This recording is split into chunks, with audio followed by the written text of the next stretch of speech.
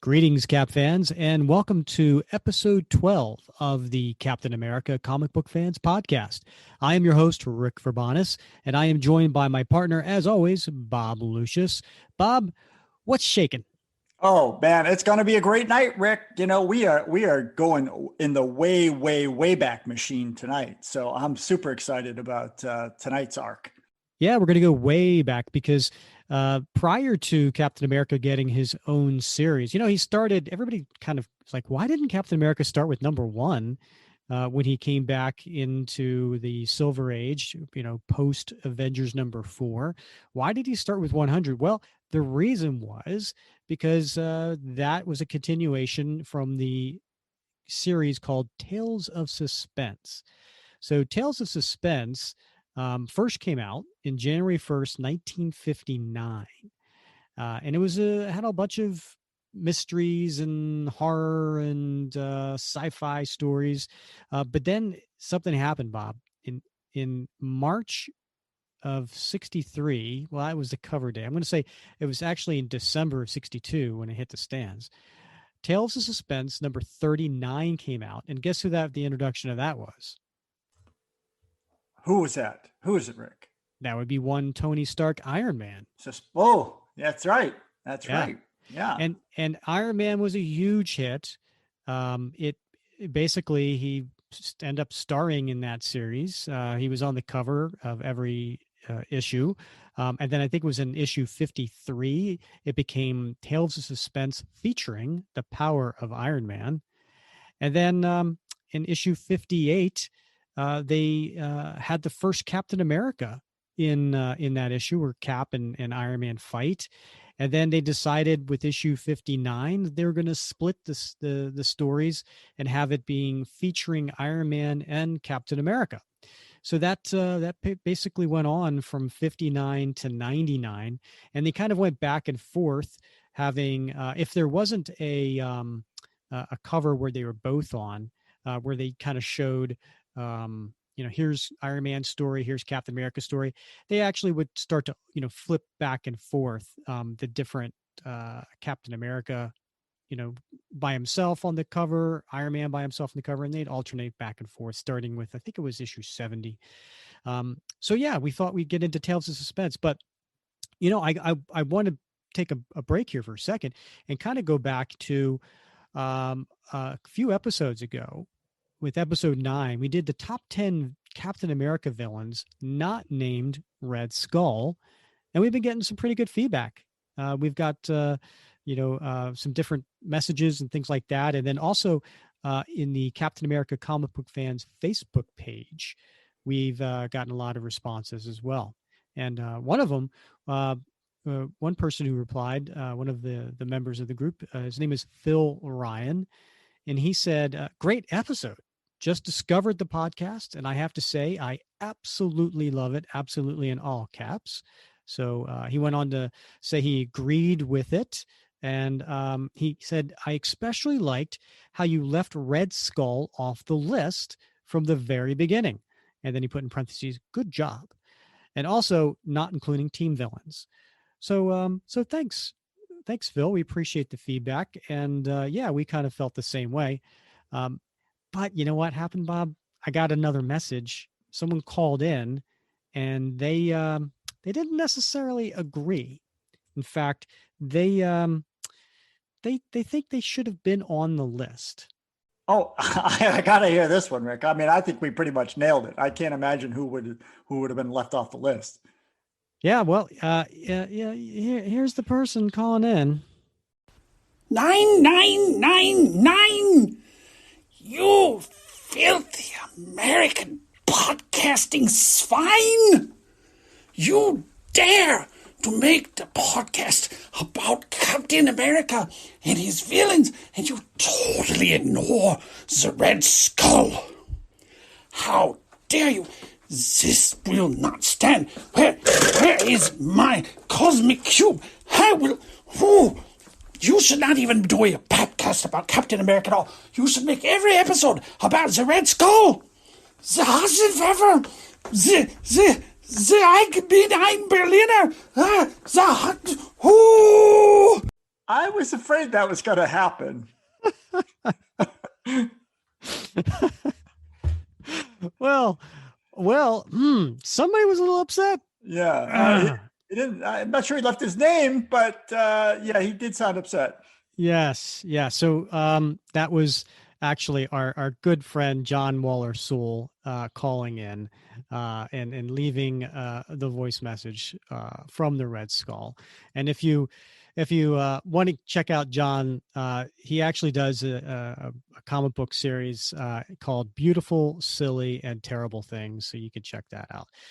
Okay, well, since we've got an upset Red Skull, maybe we don't start with Tales of Suspense 58 like we wanted to. What do you think, Bob? You think we do a Red Skull story instead? Yeah, I gotta say, maybe we gotta give a little love to the skull, man.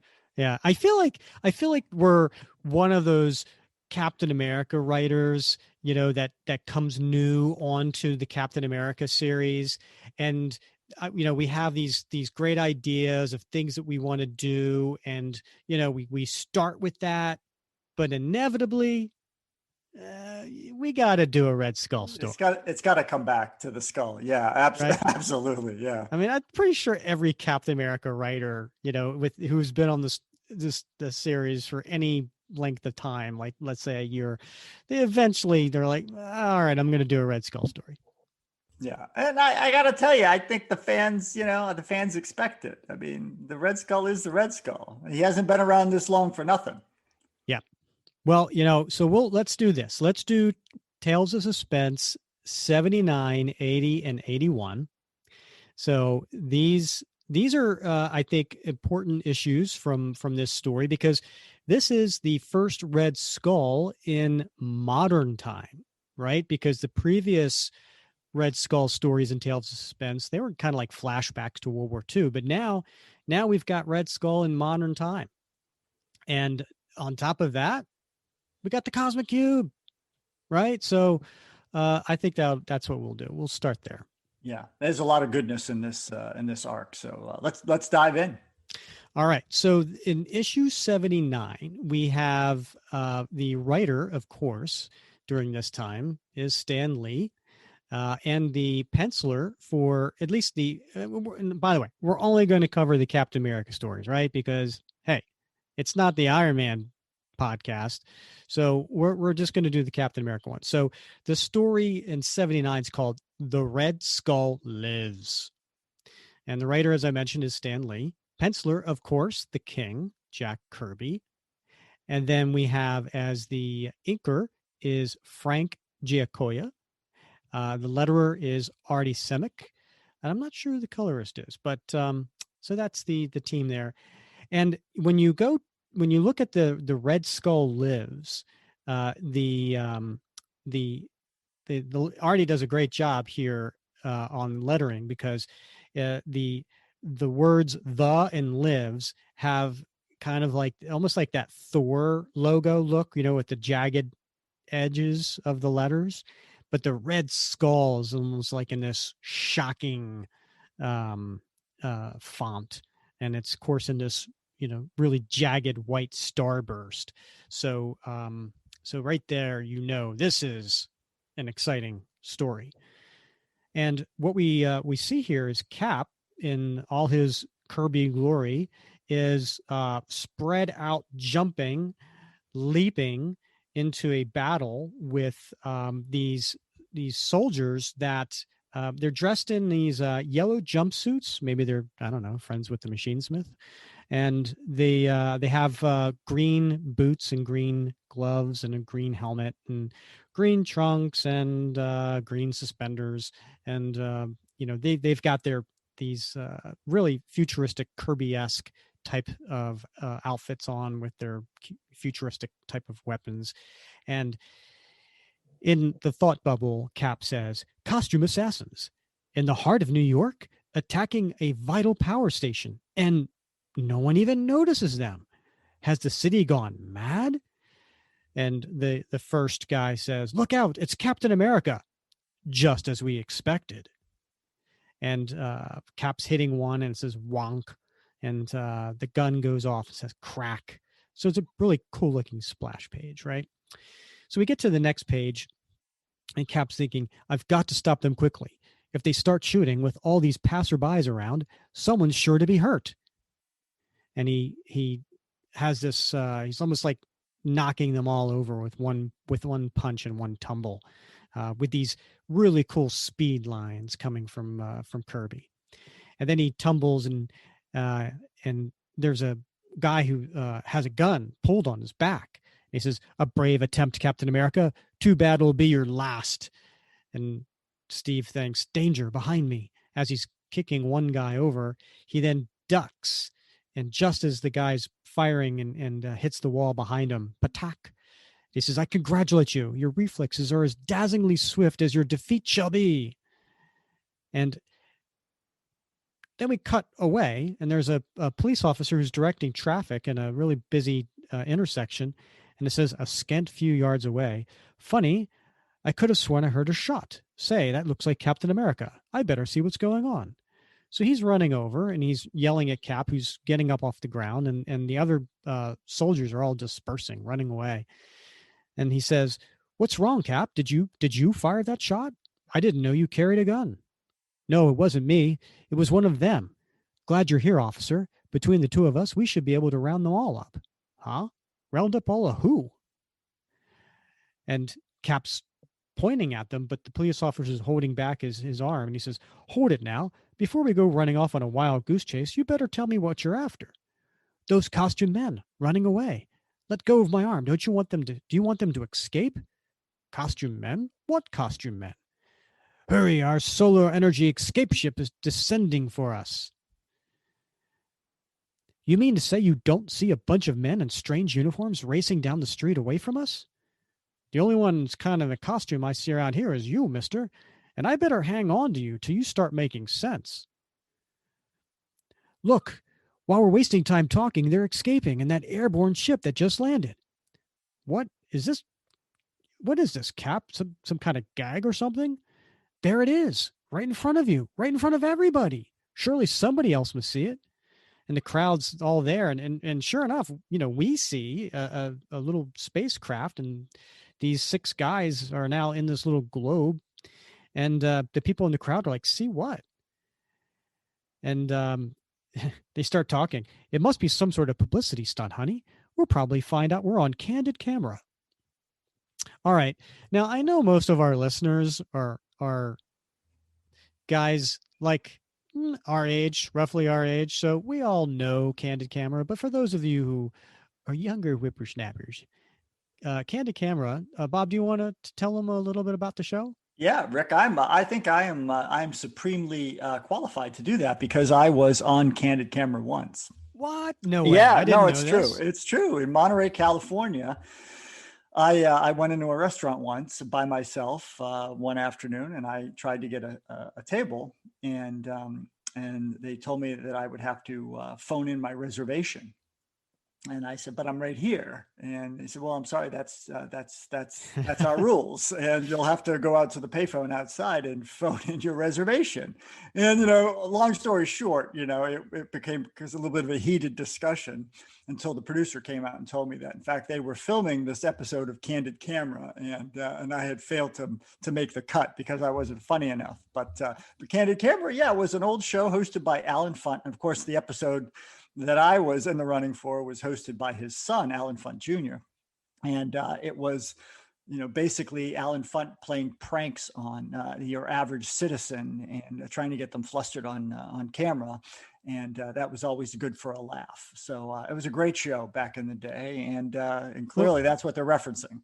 What year was this that you got recorded? Yeah, that probably had to have been, actually, it wasn't that long ago. It was maybe 20 years ago.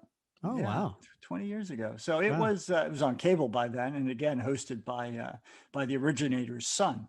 So Huh.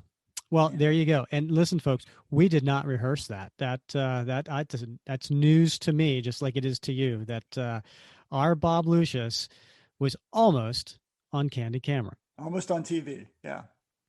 All right. So getting back here, so Cap's, he's like, I was wrong. Not a person in the street saw what I did. They must think I'm mad. And sure enough, the way Jack draws the crowd, they're all kind of looking at him suspiciously, kind of smirking. And someone says, "Whoever thought the great CA would lose his marbles? Hey, Harry, what do you figured happened to Captain America?" And he's like, "They're walking away from me as if I'm some sort of ranting fanatic." So the police officer says, "Look, Cap, as far as I know, you haven't done any harm. So why don't you just run along home and get some sleep? Or better still, maybe you ought to go see your doctor." "Nobody believes me. Nobody." And Cap looks all distressed and worried. But we cut to the spaceship flying away, where these looks like 5 soldiers are all huddled around this little globe inside a bigger globe, and they're going across the countryside here, and it says, "Meanwhile," actually, I'm gonna go back to "Meanwhile, back at the Hall of Justice." No, I'm not going to do that voice. All right. So we have, meanwhile, with their engines converting solar energy into raw driving power, the costume men make good their escape, traveling at breathtaking speed. And again, we have a lot of, a lot of action lines to show their speed. And they say, "It worked perfectly, just as the Supreme Leader said it would.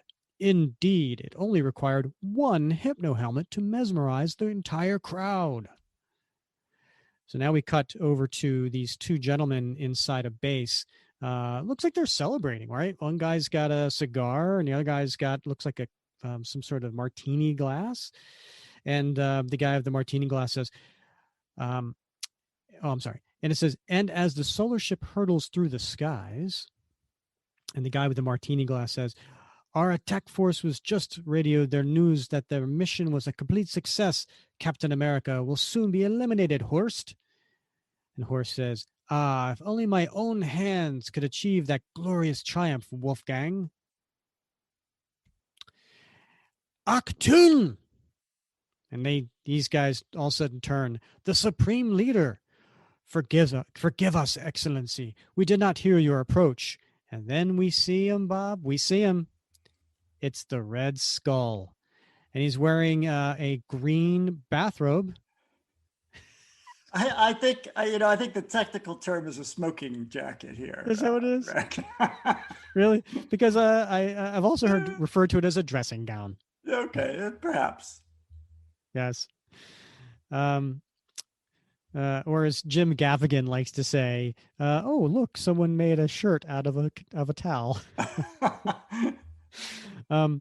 So Red Skull says, "Naturally, none hear the Red Skull unless I wish them to. Now, stand at attention." And of course, they both snap to, right? "I wish to inspect my 2 loyal aides. Horst, you need a shave. It is intolerable." "My apologies, Excellency. I shall attend to it at once." "First, a light." And he stands there with his classic cigarette in his long, skinny cigarette holder, and with his arms behind his back, as if like, "Attend to me." And he says, "I assume the mission has been successfully carried out. As well as planned, Captain America's doom is sealed." And then Red Skull has a close up here, and he's blowing rings with his smoke, right? "Do not become overconfident. That shield-carrying swine has escaped too many traps in the past. And yet, I am far wiser now, after all these years. This time, the victory must be mine." And then we go into a little bit of a flashback here. And it looks like during World War II. And Skull says, "How well I remember our last encounter, during the final days of Berlin, when the sky was thick with Allied bombers." And then we switch to Cap and Red Skull fighting each other as the rooms caving in around them. "Far beneath the city streets, we faced each other in mortal combat in a cold, silent, hidden bunker." And then, sure enough, the roof comes down, and there's this huge graphic here. It says "room," with a W. And before a decision could be reached, fate ended the battle for us as a giant blockbuster bomb caused the bunker's collapse, separating us with a deafening explosion. The rest, as you know, is history. Support pillars crisscrossed above me, saved me from the tons of rubble overhead. And the experimental gas, which was then released, kept me alive for years in suspended animation until. You know what that kind of sounds like, Bob? The gas and suspended. It almost sounds like a Buck Rogers, right? It does actually, yeah. And this, we should tell the listeners if they're not familiar that this actual story took place in issue 72, when Cap sort of is telling the story about his last meeting with Red Skull. So it wasn't that long ago. It seems almost like this should come out of a golden age story, but in fact, it's a relatively recent narrative tale. So when you say 72, are you talking about Tales of Suspense 72? I am. Oh, okay. I haven't read it.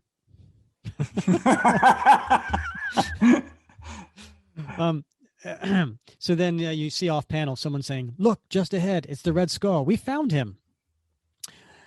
And then Skull goes on to say, "The two of you had been trapped in the next bunker by the same explosion, and the gas had saved your lives too. So it was that the three of us were brought to safety by a search team sent by the group called Them.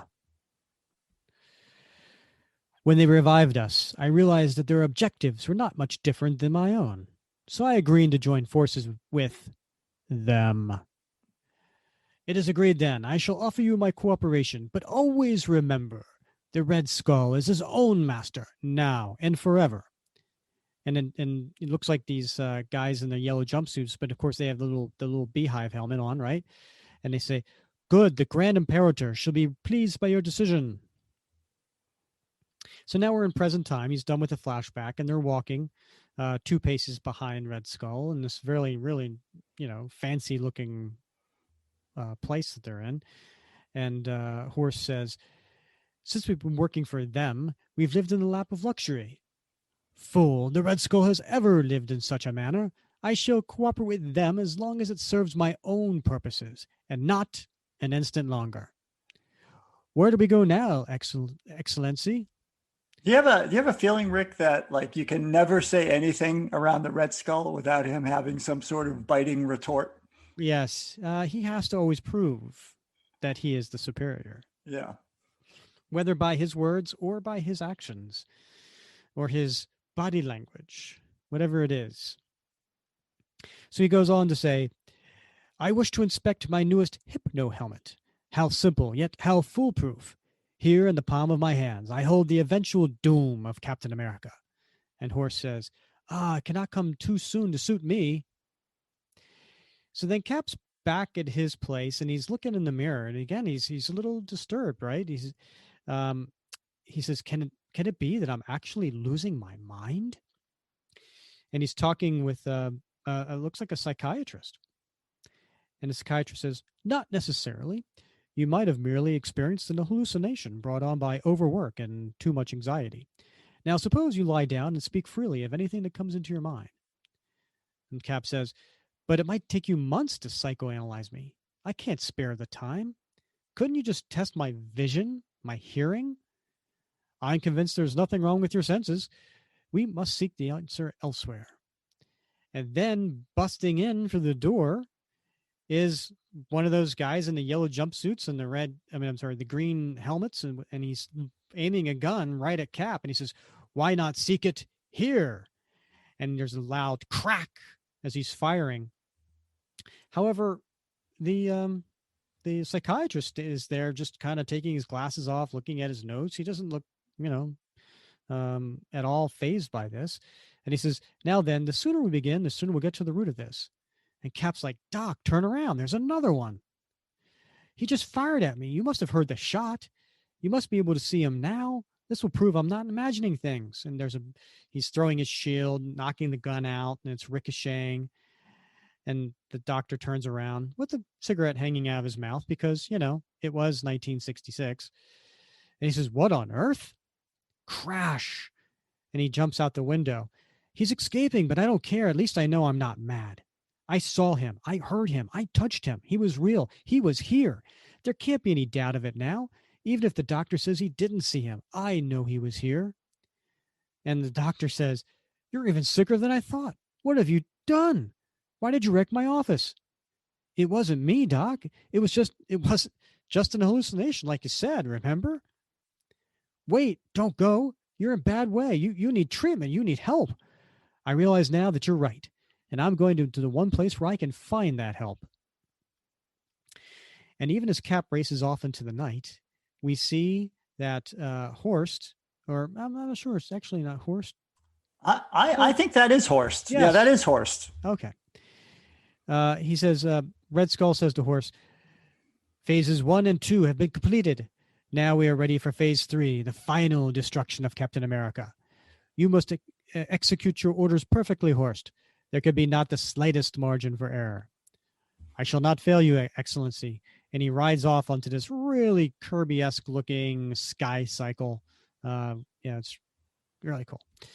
Rick, I got to make 2 comments here. One is I notice Horst has not yet shaven. So, serious bad form around the Red Skull. Yeah. Red Skull was pretty clear about that. And the second thing is, why is it that every Red Skull plan has to have 3 phases? Well, that's a great question. He is very articulate, and he does everything with a serious purpose. So, he probably maybe he's one of those people who likes to write down lists and cross things off. He gets satisfaction out of that. And quite frankly, maybe he actually already did phase 2, but he did phase 1, so he wants to go back and cross it off. I don't know, Bob. What the hell? These multi-phase plans. It just seems to me these multi-phase plans, there's more things that could go wrong. That's true. Red Skull, for crying out loud, man. Oh.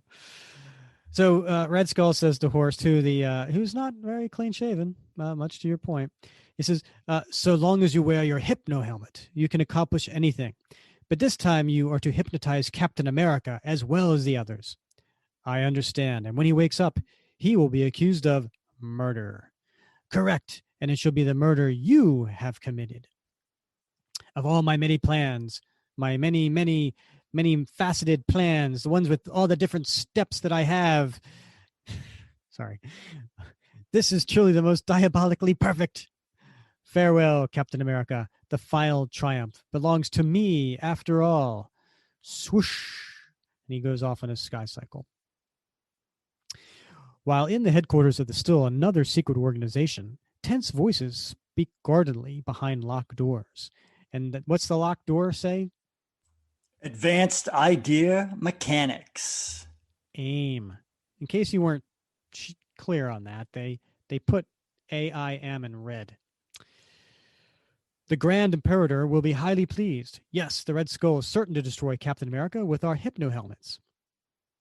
As for you, Count Royal, it will be your duty to ensure that Colonel Fury, the director of S.H.I.E.L.D., will never interfere with us again. I have never failed yet. Is that not so? Tell me before I go, what is within that ionic shell?" And it says here, to see how Count Royal makes out, don't miss Strange Tales 146 on sale now. So they're actually setting up a story here for you to go somewhere else. And of course, all of us Marvel zombies to say, of course, I got to go get that issue. Spoiler alert, it doesn't end well for Colonel Royale. Oh, no. So the them member answers, well, now they're them is no longer them. They're now referred to as AIM. So that's another first. And also another big first right here is the Cosmic Cube. So he says, "It's enough to stagger the imagination of a wizard. We call it a Cosmic Cube. And it well may be the most potent device in all the world. You must guard it well. If it should ever fall into the hands of a madman like the Red Skull, hold your tongue, Royale. Such matters for us to consider. The Red Skull serves the Grand Imperator, as do we all. You have your mission. Perform it." So back in town, Cap's standing on the corner and he's holding a newspaper. It's the Daily Bugle, and the headline says, Captain America causes near riot in street. Story on page 2. So Cap's looking around, and people are kind of looking at him, and they're all kind of a little nervous. I guess they read the Daily Bugle, and he says, "I don't," or he's thinking to himself, "I don't usually wander around town in costume, but today I must. They stare at me as though I'm about to run amok." And one guy comes up to him, "Excuse me, sir, may I speak with you?" "Well, it's good to find one man who doesn't look at me as though I'm an ogre." "Ogre indeed. I remember seeing you in combat during World War II. I'll never forget you, Cap. You were an inspiration to us all." And sure enough, one of the bad guys in the yellow and green jumpsuit, he's over here, and he says, "I have my helmet beamed to full intensity. This time, even the accursed Captain America will not be aware of my presence." And as he's coming up closer, the man continues to talk with him. He says, "And now my son is in the service in Vietnam. It would mean a lot to me if I could send him your autograph, Cap." "Of course, I'll be glad to do it. Were you in the ETO yourself?" "Yes, I served in Europe as well as the Pacific. It was on the beach at Anzio that I saw you in action." And Bob, this guy's unbeknownst just creeping up, and he's got his gun like inches from Cap's face. And he thinks to himself, "I could finish off the costume swine here and now, but I must operate according to plan. Therefore, it is this innocent fool who shall be my victim." And he turns and points the gun at this man's face, and Cap hands him back the autographed piece. And the villain says, "The Red Skull will reward me most handsomely for this moment's work.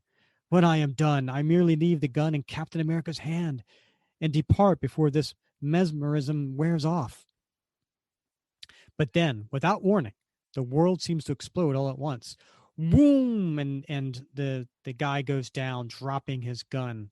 And it was Cap. And he's got his shield, and he hits him again. "It's over, assassin. I got you. I knew if I showed myself long enough, you were sure to strike again. And now, without your helmet on your head, you have no hypnotic influence over anyone." "How? How did you find out? How? The Red Skull swore his plan couldn't fail. He swore it." "The Red Skull? You said the Red Skull. Then he's alive. He's the one behind all this. My oldest enemy, the most dangerous menace to freedom and democracy that the world has ever known. Then this must be why fate has spared me so long. It's my destiny to battle him, to stand between the Red Skull and free men everywhere." This is how he achieved his hypnotic effects.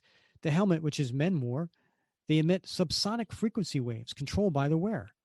But once I get this safely into the hands of S.H.I.E.L.D., it won't take them long to create a defense against any such device in the future.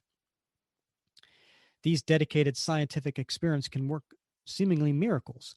Each and every one was personally trained by Tony Stark himself. And Cap pulls off the A off his mask and shows that it was some sort of gizmo all along.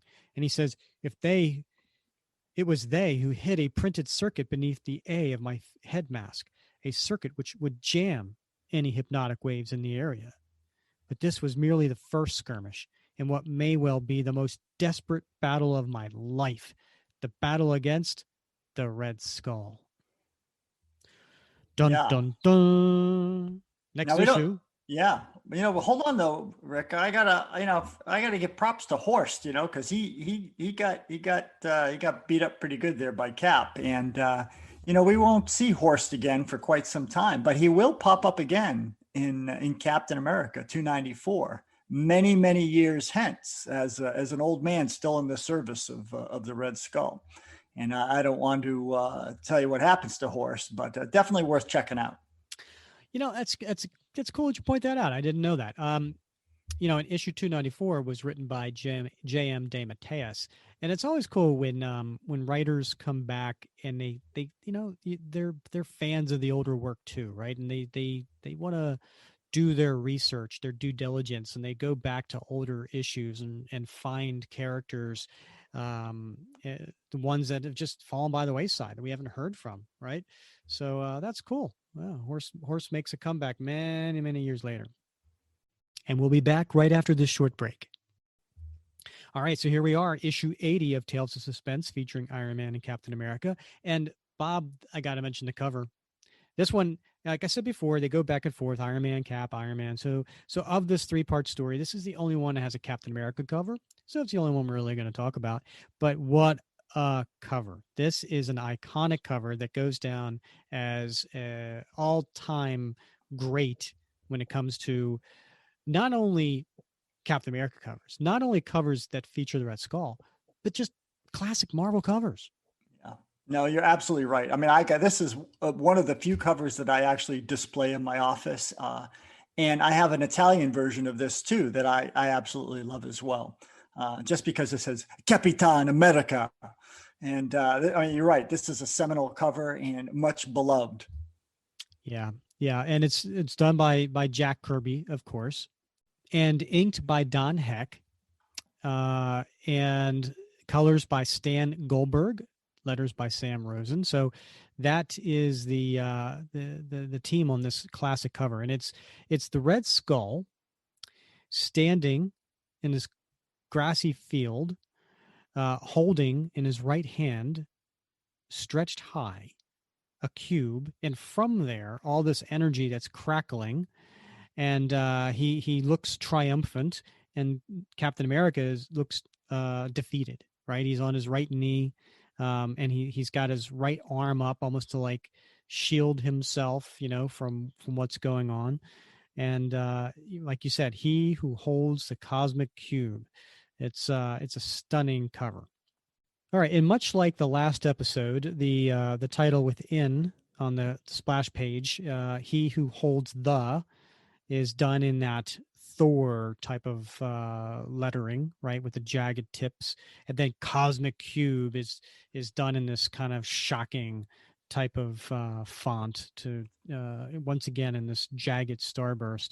Almost like it's vibrating, Rick. It does. It really does. Can you feel it? I can feel it. There's a crackle of energy, and so Cap looks up in this splash page, and he says, "An explosion directly above me. It was high altitude plane heading right this way. But wait, what's that?" And I just want to point out, it's the almost the same creative team, right? We have Stan Lee writing, Jack Kirby penciling, Artie Simic on lettering, but we have a different inker this time. So we have Don Heck, and the caption here: "On his way to police headquarters, where the Red Skull's assassins are being held for questioning after their capture, Captain America, swiftly leaping from rooftop to rooftop, suddenly gazes upward as a blinding flame burst fills the sky." And there's a big explosion, and Cap kind of spells it out. He says, "An escape capsule. The pilot managed to eject himself. It's falling to Earth. He must still be alive inside, but everything depends on how he lands. He's able to control its direction. He overshot the rooftops. Now he's heading for the river, but he may be injured or unable to get out in time. I've got to go after him." And this one particular panel is classic Kirby, as he's leaping, right, with this, a bunch of action. It's a really cool leap to the right. And he says, "And if he hasn't taken from the capsule, he'll suffocate in there. There he goes, about to splash down. Only one way to reach him. I'll land in that water tower below and spring out, using it as a diving platform." So he dives into the water. Luck is with me. I cleared the pier by inches. There's the capsule just ahead. Strange, it doesn't have the markings of any military unit. Whose can it be? And then what we can see, but Cap can, at the bottom of it, it has the initials AIM. And then he does see it. And he says, "AIM, I've heard of that before. It stands for Advanced Idea Mechanics. But time enough for that later. I've got to pry that capsule open. If I use my shield as a lever, I can..." And he's still alive. "I could just get him to the surface in time. He must have been testing one of AIM's new prototype aircrafts and something went wrong." So he's out of the water and he's climbing up on the pier, and there's a police officer there and a stander by as Cap's coming up the ladder holding the AIM agent in his hand. And Cap thinks to himself, he keeps mumbling the same meaningless phrase over and over again. And what he's saying is, "Stop him. He must be stopped before it's too late. He must be stopped." And the police officer says, "He's delirious. I'll call for an ambulance." "He must be stopped now. Every minute counts." Cap says, Who Who must be stopped? And from doing what? The keeper of the cosmic cube. He's bringing it to him. You're not making sense, mister. What is the cosmic cube? Who is it being brought to? The cosmic cube, deadly. It's the ultimate weapon. It was AIM's supreme achievement. In the wrong hands, it could mean the end of all mankind. And now, the cube's keeper has turned against us. He's taking it to whom? Speak, man, speak. We thought he'd serve us, but we were betrayed by him, by the Red Skull. The Red Skull. He struck at last. And at that very moment, in the heavily guarded mansion, wherein Cap's deadliest foe controls his worldwide network of espionage and crime, he must not be stopped. I must have the cosmic cube. Everything depends upon it. Everything. Let me at the electronic panel. I'll override the Keeper's controls and blast the second plane myself. I did it. The cosmic cube is good as mine now. Ah, the accursed pilot of AIM ejected himself safely, but he cannot stop the Keeper from reaching me. Once again, the Red Skull is triumphant. Those pathetic fools, they dared to hope the Red Skull would serve AIM. I, whom the prince of villainy served none. And now, once the cosmic cube is mine, all that live will pay me homage. And he looks a little crazy. He's got that little one eye bigger than the other eye and the mouth open kind of maniacal laugh. Yeah, he Red Skull definitely he's got that look about him. Like he's not somebody you want to trust with your baby. Yeah, that's putting it mildly. And here's a point of not being able to trust. So he grabs Wolfgang's hand and he shakes it, and he looks very pleased. He says, "Nor shall I forget how faithfully and well you have served me, Wolfgang. Thank you, your supremacy. But long have I wondered about one strange thing. How did you convince the Keeper of the Cube to betray AIM and defect to us?" "Us? You dare place yourself on par with me? Have a care, Wolfgang. Have a care. Forgive me, I did not mean, but to answer your question, my opportunity came last week when the Grand Imperator of the secret empire known as Them called a meeting of all his units. Since they thought me an ally of AIM, I was invited to attend, and then I had my chance. Upon leaving the meeting, I shook hands with the Keeper of the Cosmic Cube, just as I shook your hand, Wolfgang." And at this point, the Red Skull's kind of coming behind Wolfgang and has his hands on his shoulders, and he's kind of got this eerie look on his face. "And in so doing, I placed him under my complete hypnotic control. Exactly as I've done with you, you pitiful blunderer. For I planted a miniature neuro brain tap device in the palm of his hand, the same as yours.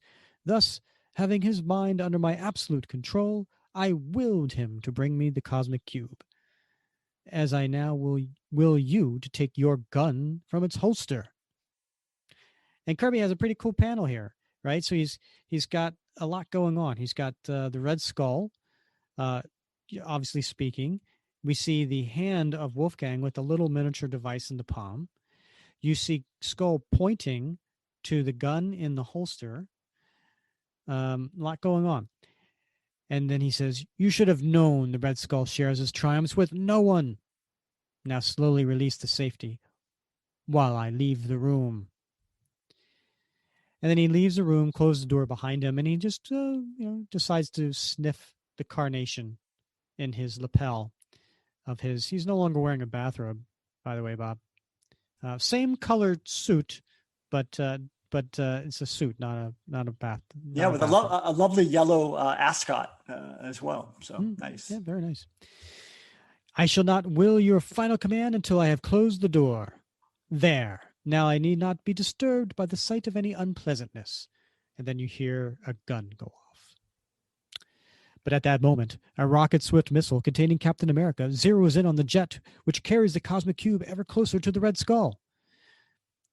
And you hear Cap thinking, "The SHIELD ID card which Nick Fury gave me enabled me to get this ship instantly upon request, and the SHIELD tracking stations pinpointed that AIM jet in the space of 2 heartbeats.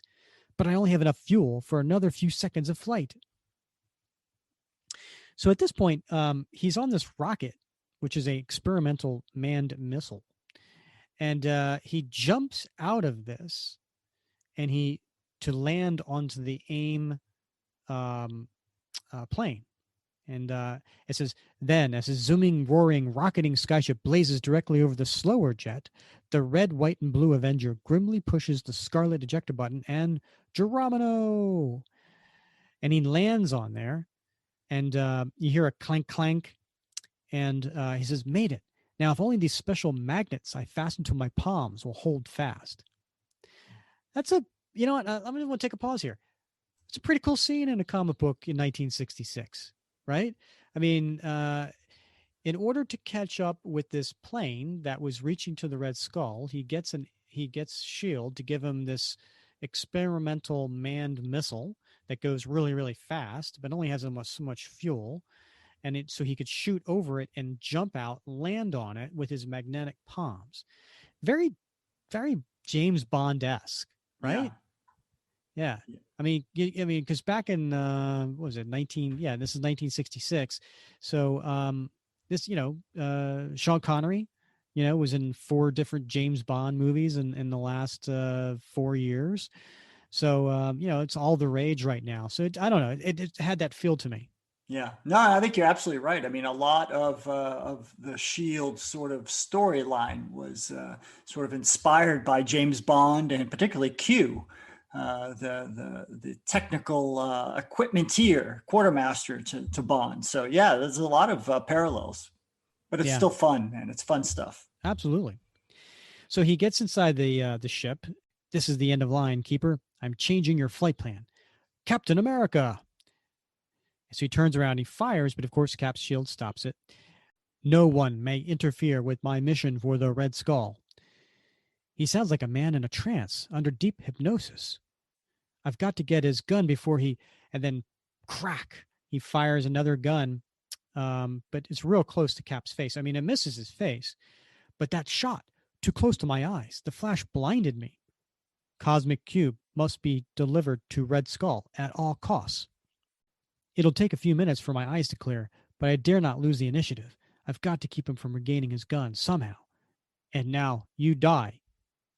Not yet, mister. Not when I can still reach out and grab you, guided by the sound of your own voice. Ah, there's what I'm after, the ejector seat button.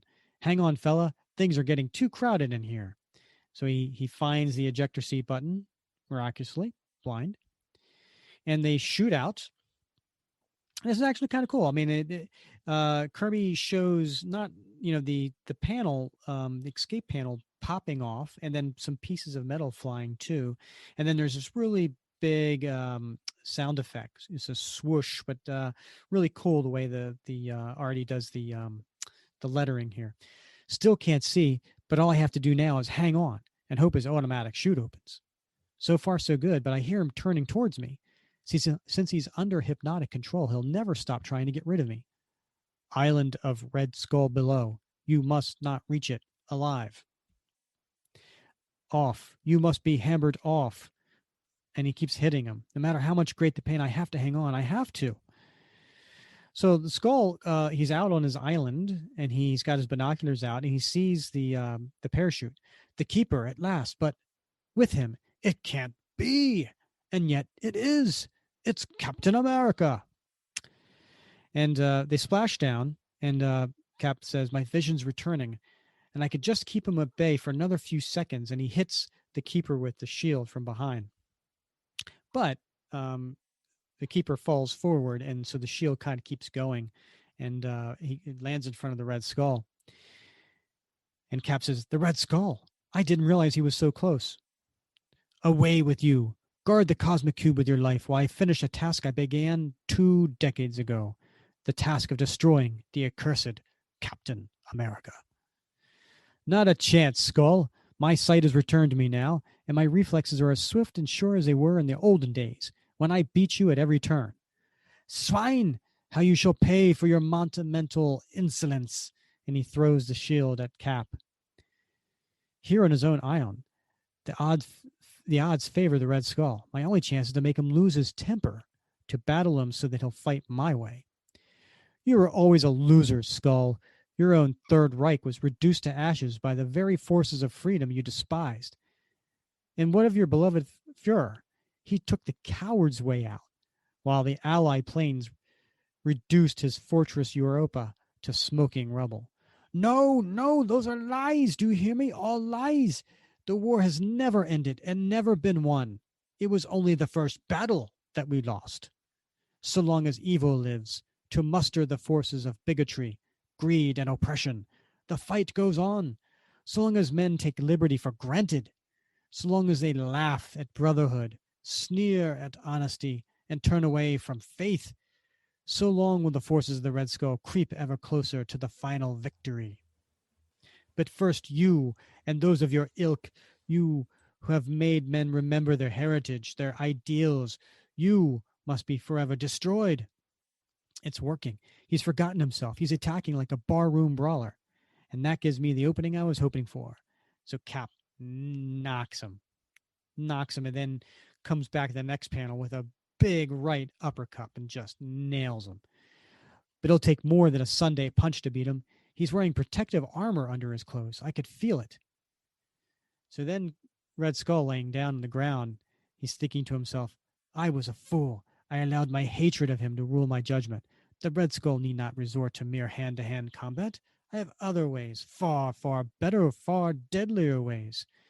Where he is merely clever, I am supremely cunning. I shall use his own strategy. He hoped to make me throw caution to the wind by appealing to my emotions, by playing on my pride, my ambition. But two can play that game. Captain America also has an Achilles heel, and I'll strike at it now. You have not won all our battles. The greatest defeat you ever suffered was engineered by me. Did you never suspect when your young partner, Bucky, met his death at the hands of Zemo? Zemo was merely carrying out the orders of the Red Skull. And Cap's shaken. You can visibly see him shaken here. You know about it. Then you were the mastermind. Though it was Zemo who caused the death of Bucky, he was nothing more than a puppet of the Red Skull. Cap says, but now, after all these years, I have a second chance to avenge that death, and I will not fail, no matter what the cost. Fool, you reacted just as I had hoped. Once again, I have proven to be your master in deceit. And just then, his coming out from his suit is this big puff of gas. There's this cloud, and it says whoosh. And so, I mean, the cloud's so much that you don't even see Cap and Skull. And Cap's thinking, gas gushing forth from within his shirt. Red Skull says, when your coughing subsides, you will rise to acknowledge the Red Skull as your master, for as long as it may please me to let you live.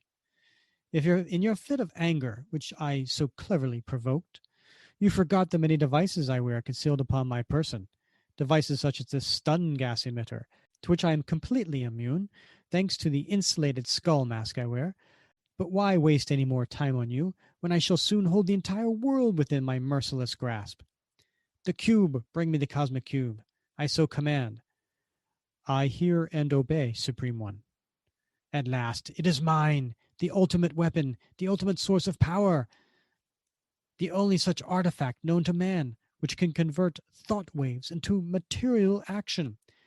And you can see as the cosmic cube is glowing in his helper's hands, the Skull's reaching for it, and the glow is just all over Skull's face, and all you see is the eyes of the Skull just burning with the kind of a lunacy, as he's just so enamored with this cube.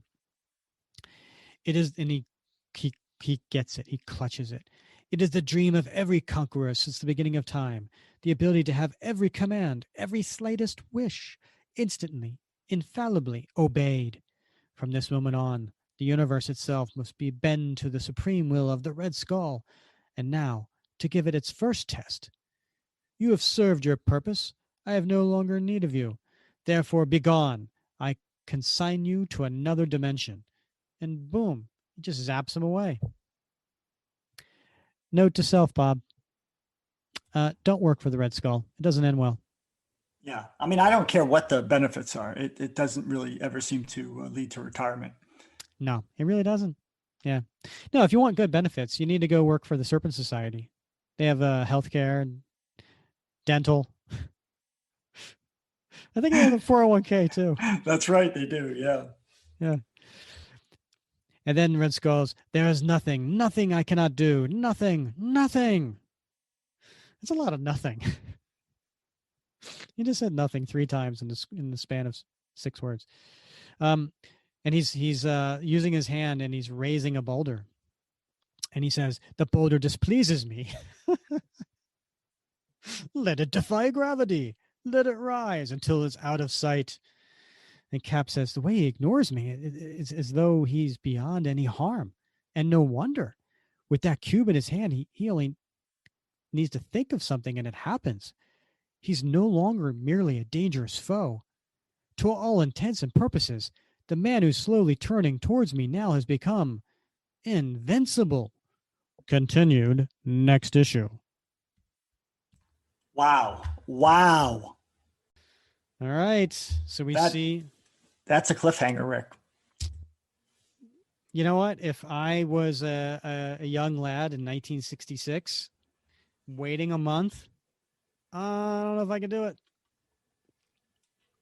You know, if you think back, I mean, you think of like now how many times the Cosmic Cube or versions of a Cosmic Cube have appeared in Marvel stories over the decades. I mean, you got to admire the genius that came up with it this first time.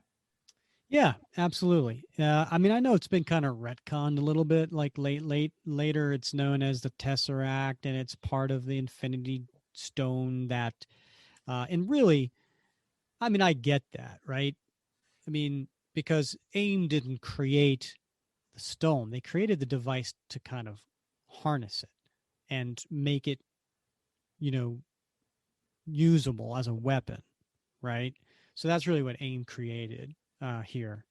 Well, there's been, well, gosh, I've lost count how many cosmic cubes there have been, and how many times they've been reconstituted up until this almost well, not volume 9, but the Supreme Hydra Cap storyline. You had to go there, didn't you? Yeah, I did. I had to bring that up again because he was on our top 10 dishonorable mention anyway. But I mean, this thing is woven warp and woof throughout the decades of Marvel history in different forms. And I mean, I think it's for a narrative prop, an artifact of the narrative to have such staying power. That's true genius. Yeah. Yeah. And also it has, like any good character, evolved over time, right? I mean, right now it's just something where you hold it and you think and something appears, but there was more to it over the I think various writers have got a hold of it over the decades, and it's developed a little bit as as you mentioned, all the different variations of it. So it's pretty cool. And we're reading history right now, right? It's the first time Red Skull is in modern times. It's the first Cosmic Cube. So it's a big story. So the title of this story is The Red Skull Supreme. It's the same creative team as 2 issues ago. So basically Giacoya is back as the inker. Don Heck is not on there. So in the caption here, it says, the true hero battles on. Through the cause is hopeless, the prize is lost.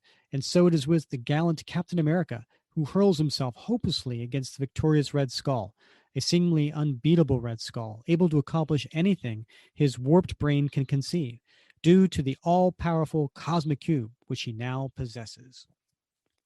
And the Red Skull here, holding the cube, says, there is nothing I cannot do. The universe itself must bend to my wishes. So long as I hold the Cosmic Cube, my every wish, my every command must be instantly obeyed. And Cap's thinking, my life means nothing. The fate of all mankind is at stake. If he isn't stopped, humanity itself is doomed.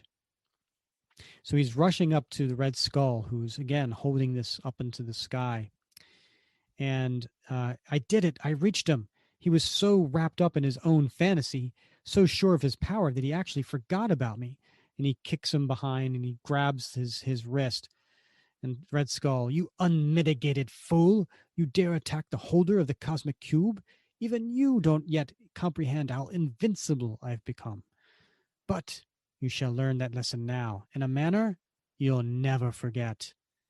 Let the heat of Hades surround me. And there's this big yellow fire and just burst all around him. And Cap's like, I can't bear it. I must back away before I'm reduced to a cinder. Have you soon forgotten? Anything I wish, anything I desire, must instantly come to pass. Let my own hand emit a shattering shock wave strong enough to hold any foe at bay. It's inconceivable. He's become the ultimate enemy, the ultimate force of evil. I've got to seek shelter, plan a counterattack. But this giant tree is just, it's no use. He caused it to explode, to shower me with sharp, deadly spear like splinters. He can make a weapon out of anything. Ha! At last your dull brain begins to perceive just a little of my incalculable power. But while you cower fearfully behind your lamentable shield, I'll give you just a hint of the full power which is now at my command. And it's a nice zoom in on Red Skull's face, and you see the craziness and the power behind his eyes. Power enough to afford me instant domination of the entire helpless human race. I have but to wish it, and I'll become supreme monarch of all of Earth. So here's a picture of him sitting on this throne with this furred robe like a king, and he's got this big helmet on top of his red skull. Then, by placing the cosmic cube upon my imperial crown, I'll be able to send irresistible thought commands to every corner of the globe. Commands which will blank the planet, which must be obeyed by all, for they shall be transmitted by the power of the cosmic cube. And so now you see all these people in this particular city, and they're all looking to the sky, kind of dumbfounded. The Red Skull has given us orders for the day. We must execute them instantly, without hesitation, without question. All hail the Imperial Red Skull. I'll transform every able-bodied man in the world into a human fighting machine, with but one thought, one purpose: to do battle for the Red Skull. And then, with the most potent fighting force the universe has ever known, I'll create new, invincible weapons in endless number with matchless power. And there's a big, gigantic machinery that only Kirby really can design, right? It's just this huge gray turbine of some sort. Power enough to leave this lonely planet and carve a new intergalactic empire for myself, an empire which shall extend to the furthest reaches of space. And now there's all these ships that are heading out into space looking to continue Red Skull's commands. And so long as I possess the cosmic cube, no power on earth can stop me, least of all you. I can erase you from the memory of man, blot you into utter nothingness by merely wishing it. But that would be too easy, too simple a fate for one whom I despise above all others. Instead, you shall meet your end in a more fitting manner, at the hands of one who is your master in battle. You shall taste the bitter dregs of defeat, which you have so often caused others to endure. That is my command. And he creates this out of the earth, this giant mud-like being. Thus, before your very eyes, I create an artificial being, powerful enough to humble you at every turn.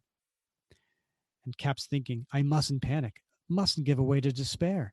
No matter how awesome the odds, I'll fight as if I've lived. I'll never abandon hope. As long as I remain unbeaten, the Skull's victory will never be assured. The man-thing comes toward me like a puppet guided by silent mental commands. No matter how powerful he is, if I can outthink the Skull, I still have a chance. He'll expect me to fearfully retreat, so I'll do just the opposite. I'll launch a direct attack, swinging him with my shield. And the Skull says, I anticipated that you'd try that, but my artificial man is faster than you.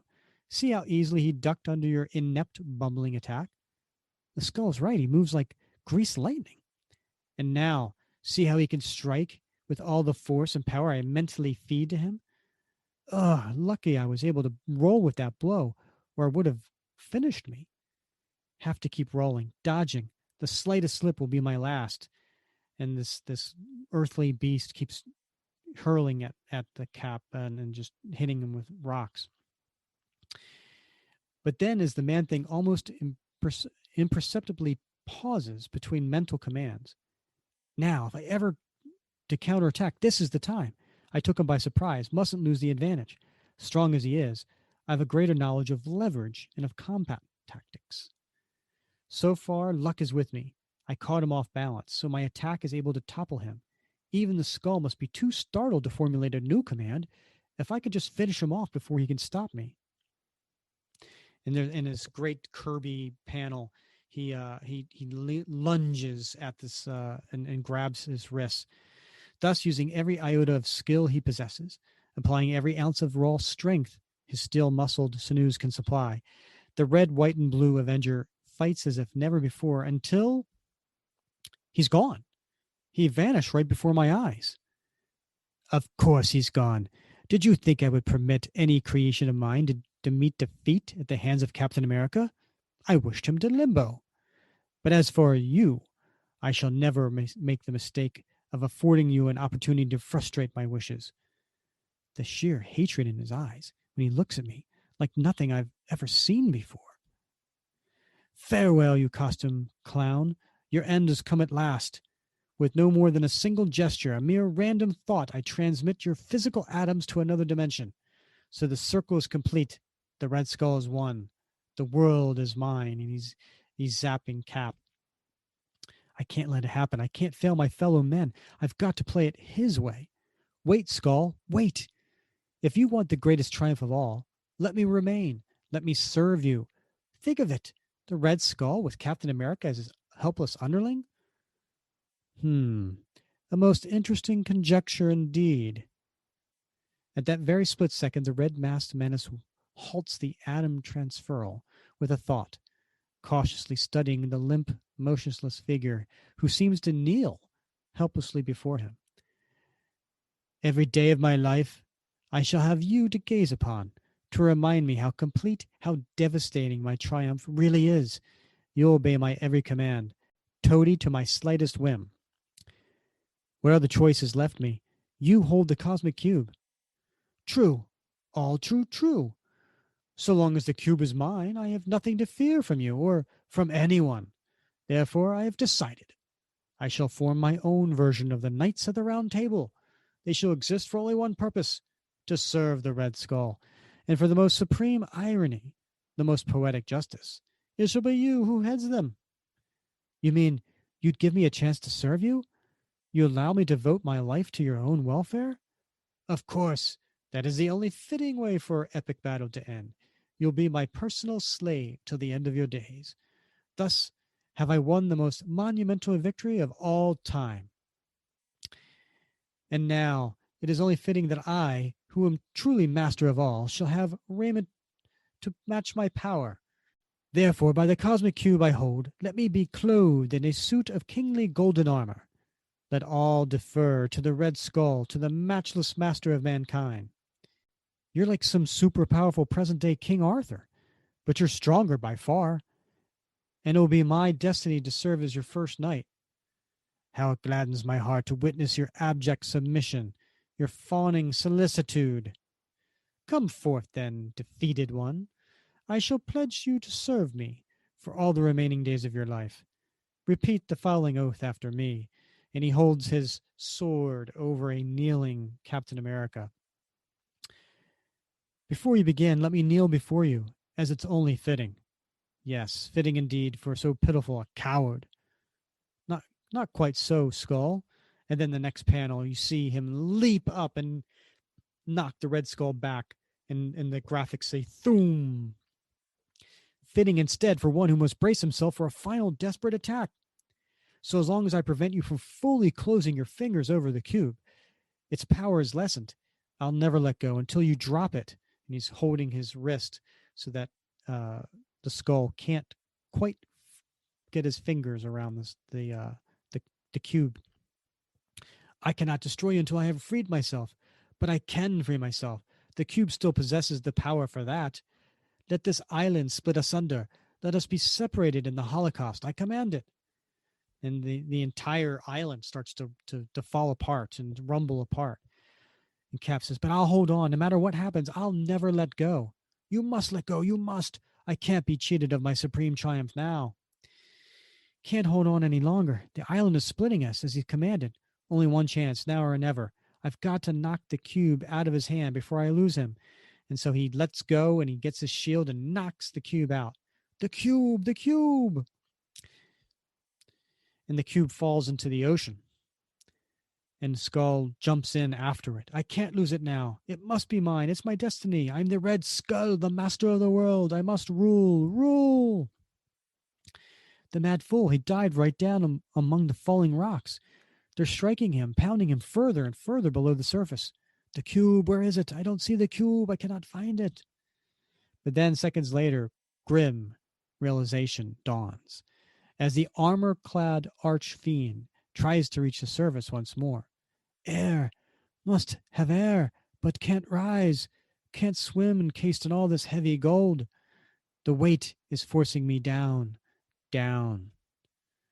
Meanwhile, a weary but triumphant Captain America clings grimly to the last remaining vestige of what had once been the island stronghold of the world's most dangerous menace. He talked about irony, about poetic justice, and he finally got his wish.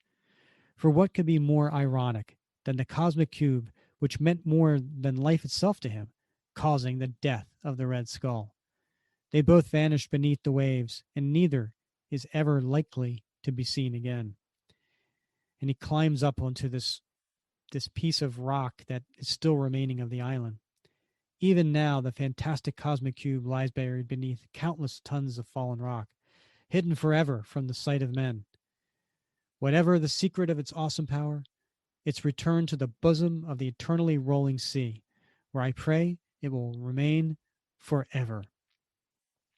And then we see the cosmic cube underneath all of the stone at the bottom of the ocean.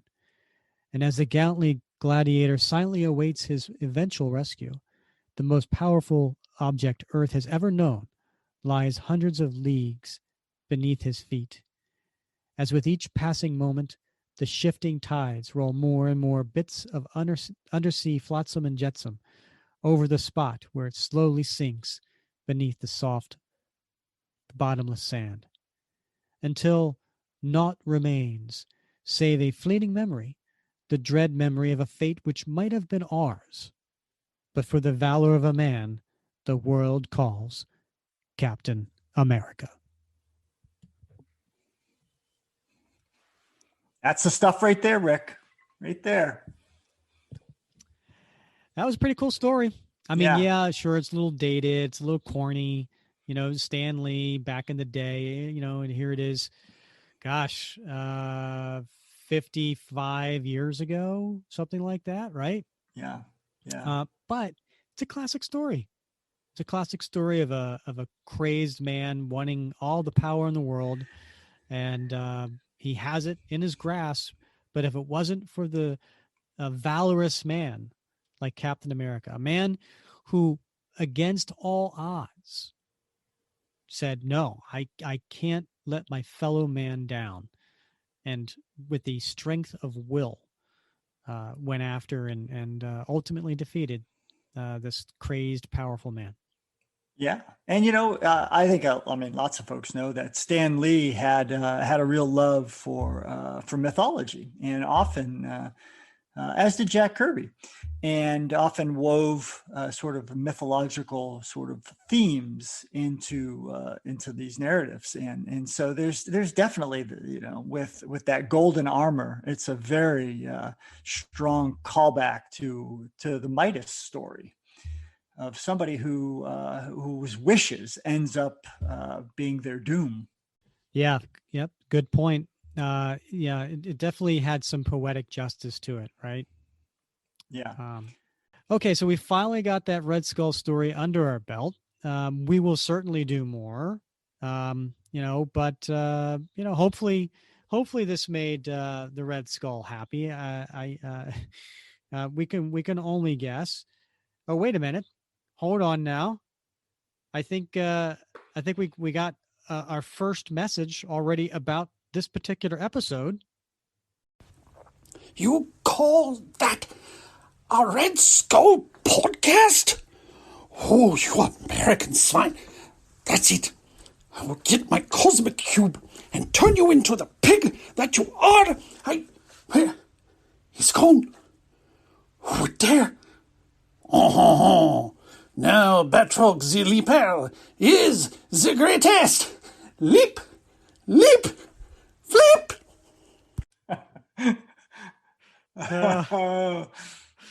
Oh, well, you know what? You just can't make him happy. You can't. And of course, we know that Red Skull does get his hands on that cosmic cube many times, and in fact, it's not going to be much longer. Captain America, I think 115, where he gets his hands on that cosmic cube again for the first of many more times. So, yeah, he doesn't give up. Yeah, I mean, what Red Skull story is going to make him happy? Because they all end the same way, right? Cap wins. You can't make a villain happy.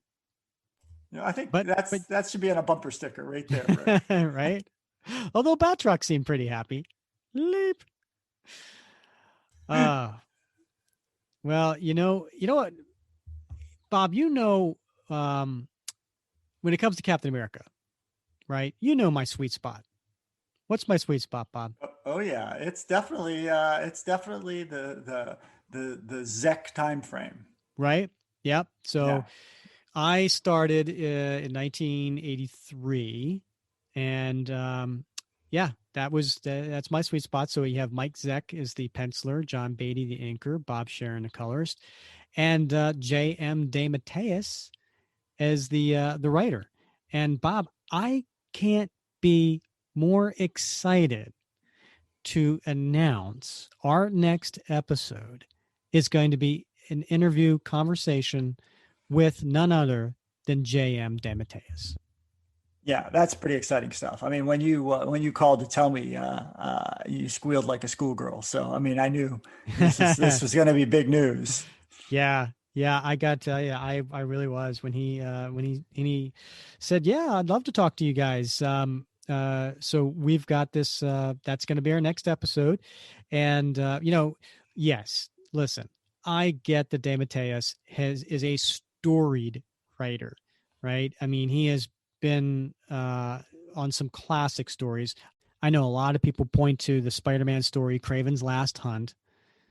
Some of my favorite books from DC were that hysterical run on Justice League International, where he and Keith Giffen were part of that. I mean, we could go on and on, but we're not talking about those because this is, again, the Captain America Comic Book Fans podcast. So we're going to talk to him about his 3-year run, his 30 plus issues that he did during the early 80s. And he's going to take us through those. And we're going to reminisce and ask some stuff that I've always wondered about. And I can't wait to talk with him. Yeah, this is going to be super, super exciting. So if you're new to the podcast or you've been a devoted listener since the beginning, this is one that you definitely want to put on your calendar. So, Bob, just as a reminder to all of our listeners out there, we really do appreciate your support for this podcast series, right? We have people who have gone on to Apple Podcasts and iTunes and left us 5-star reviews and left us comments there. Of course, we get the feedback into the Captain America Comic Book Fans Facebook group. We appreciate that. We appreciate all the support that we get. So thank you for doing that. And, always please rate, review, and subscribe. New episodes come out every Wednesday, and then sometimes we have bonus episodes where we'll have an interview on a Saturday. So thank you for your support on that. So, Bob, as always, I've enjoyed, had a blast wrapping Cap with you. Yeah, this has definitely been one for the record books, Rick. All right. Well, I'm Rick Verbanis. He's Bob Lucius, and this has been another episode of the Captain America Comic Book Fans Podcast.